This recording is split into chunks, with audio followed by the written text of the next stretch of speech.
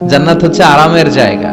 আপনারা যারা যাবেন জান্নাতে ৬০ হাত লম্বা হয়ে ঢুকবেন।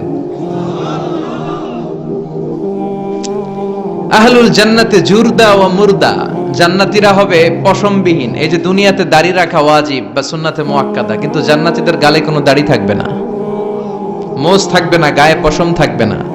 আবনাউ সালাসিন ওয়া সালাসিন, সব জান্নাতি পুরুষরা হবে 33 বছরের তাগড়া যুবক।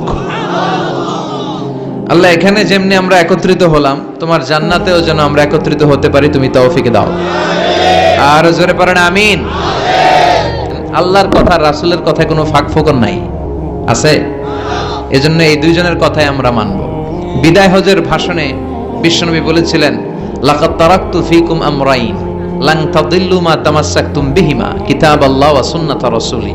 আমি তো চলে যাব, রেখে যাব দুটো জিনিস, যদি দুটো জিনিসকে মেনে চলো কখনো বিভ্রান্ত হবে না। একটা হচ্ছে আল্লাহর কিতাব, আর একটা হচ্ছে বিশ্বনবীর সুন্নাত। এই দুইটা আমরা আঁকড়ে ধরবো। রাজি আছেন তো? পৃথিবী যেদিকে যাক আমি থাকবো দুইটা নিয়ে, ইনশাআল্লাহ। পড়েন।